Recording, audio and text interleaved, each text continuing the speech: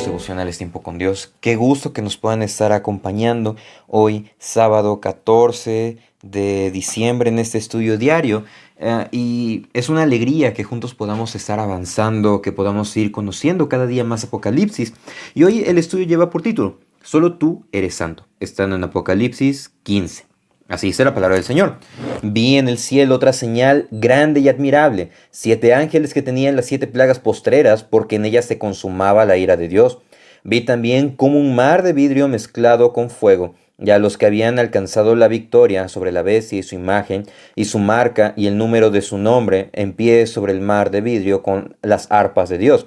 Y cantan el cántico de Moisés, siervo de Dios, y el cántico del Cordero, diciendo: Grandes y maravillosas son tus obras, Señor Dios Todopoderoso. Justos y verdaderos son tus caminos, Rey de los santos. ¿Quién no te temerá, oh Señor, y glorificará tu nombre? Pues solo tú eres santo, por lo cual todas las naciones vendrán y te adorarán, porque tus juicios se han manifestado. Después de estas cosas miré, y he aquí fue abierto en el cielo el templo del tabernáculo del testimonio, y del templo salieron los 7 ángeles que tenían las 7 plagas, vestidos de lino limpio y resplandeciente, y ceñidos alrededor del pecho con cintos de oro. Y uno de los 4 seres vivientes dio a los 7 ángeles 7 copas de oro, llenas de la ira de Dios, porque vive por los siglos de los siglos. Y el templo se llenó de humo por la gloria de Dios y por su poder, y nadie podía entrar en el templo hasta que se hubiesen cumplido las 7 plagas de los 7 ángeles. Solo tú eres santo. El día de hoy tenemos el estudio de este capítulo, 8 versículos que contienen una gran y vasta enseñanza de lo que es la misericordia, pero también lo que es el juicio por parte de Dios. Y si quieren tener un resumen de lo que es estos versículos, les invito a que puedan escuchar la canción del grupo Los Voceros de Cristo, que se llama justamente Apocalipsis 15:3.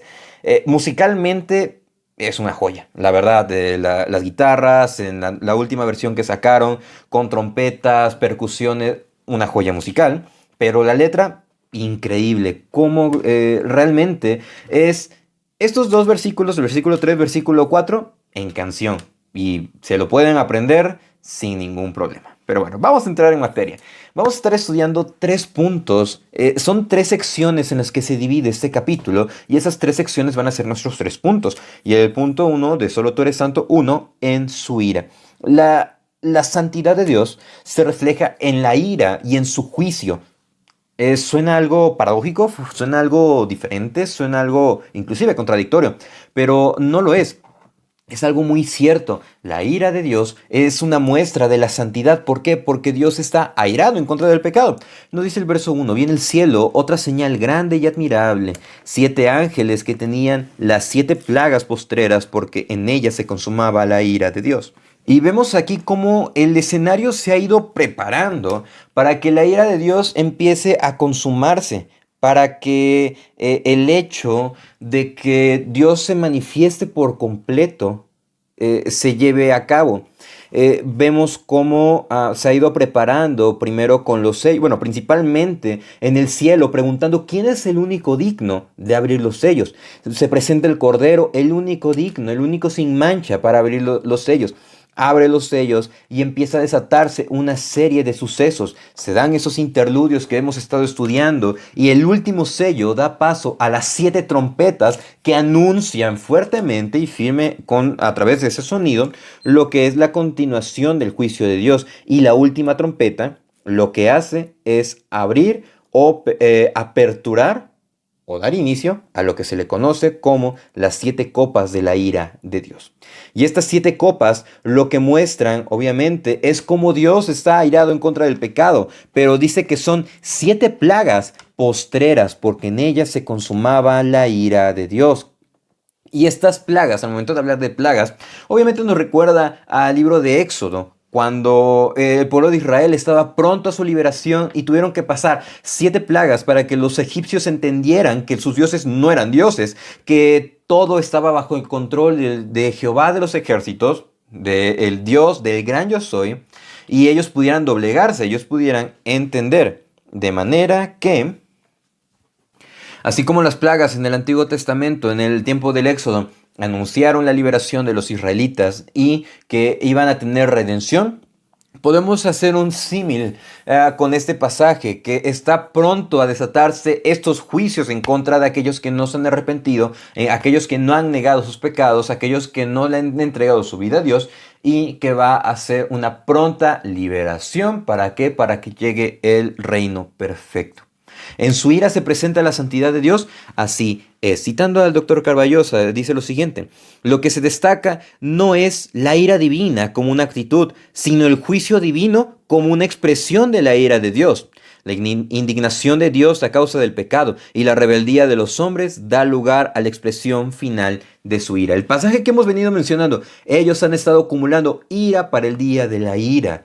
De manera que lo que nosotros debemos de hacer, clamar por misericordia, orar por nosotros, arrepentirnos de corazón, dejar atrás las conductas pecaminosas. Y si nos hemos encontrado en alguna situación de pecado, si nos hemos encontrado en algún desliz, si nos hemos encontrado en algún momento de duda, en algún momento de dificultad, en algún momento de prueba, en algún momento de adversidad, podemos decirle: Señor, ayúdame, límpiame y permíteme adorarte. No ser parte ni partícipe de lo que son las 7 plagas, la ira de Dios. No, ayúdame a obedecerte realmente. ¿Por qué? Porque debemos de hacer caso a lo que pregonaba el ángel, el evangelio eterno. Teman a Dios, ríndanse a Él, adórenlo. No hay más. Glorifíquenlo, adórenlo y glorifíquenlo. Y esto lleva al segundo punto. Solo tú eres santo. 2. En la adoración. ¿Vemos cómo lleva este proceso? Nos muestra la ira de Dios, nos lleva a reflexionar al respecto para poder entregar una adoración consciente y entendida. Dice el verso 2: vi también como un mar de vidrio mezclado con fuego, y los que habían alcanzado victoria sobre la bestia y su imagen y su marca y el número de su nombre, en pie sobre el mar de vidrio con las arpas de Dios. ¿Saben qué es lo más hermoso de esto? Que nos dice acá y los que habían alcanzado victoria sobre la bestia y su imagen. Si nosotros vemos alguna película o leemos algún libro que nos interesa, una narrativa, no queremos que nos spoileen la historia, no queremos que nos den adelantos. ¿Por qué? Porque queremos disfrutarla, queremos saborearla, queremos pasar bien en disfrutar. Pero en la historia humana sucede algo igual. Tenemos un libro donde nos da un spoiler, y ese libro es Apocalipsis. Entonces, en ese mismo libro lo que nosotros vemos es la victoria consumada de Dios y de aquellos que están con el Salvador. Y se nos presenta aquí una figura, dice, el vidrio mezclado con fuego. Esta figura del mar de vidrio sugiere la gloria de Dios, pero también es un emblema de esplendor y la majestad de Dios en su trono, y obviamente que separa a Dios de toda su creación.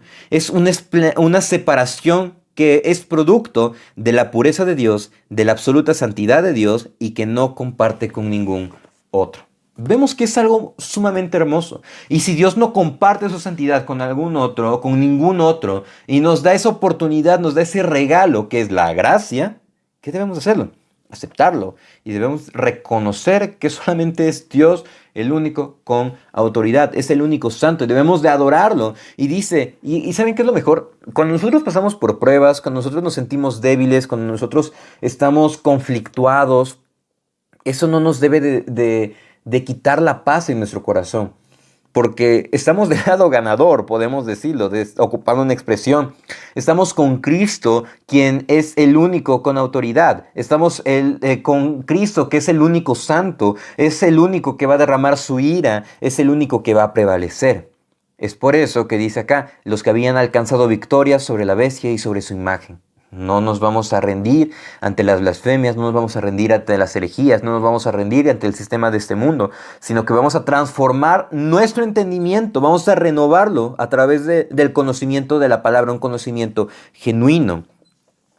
Citando nuevamente al doctor Carballosa con respecto a este apartado, cuando dice que estaban en pie sobre el mar de vidrio y con las arpas de Dios, cito: los mártires han obtenido una victoria rotunda sobre sus enemigos y reconocen que dicho triunfo ha sido el resultado de su confianza en el Dios soberano. Las arpas de Dios están preparadas para emitir música de alabanza y adoración al Señor Dios Todopoderoso. Y es lo mejor, reconocer que no es nuestra victoria, sino que es la victoria por parte de Dios. De manera que debemos de recordar lo que estábamos viendo en el capítulo 14 de Apocalipsis. Aquí está la paciencia de los santos, los que guardan los mandamientos de Dios y la fe en Jesús.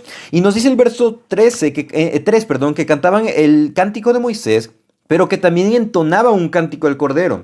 Ese cántico de Moisés lo podemos encontrar en Éxodo capítulo 15, versículo 2, donde nos dice: Jehová es mi fortaleza, mi cántico y ha sido mi salvación. Y continúa.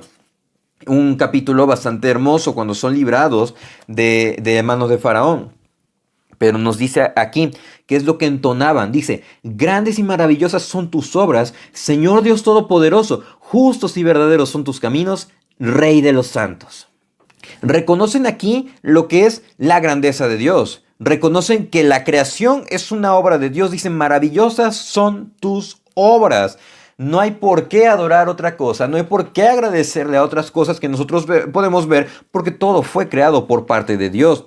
Entonces nos dice acá: Señor Dios Todopoderoso, justos y verdaderos son tus caminos.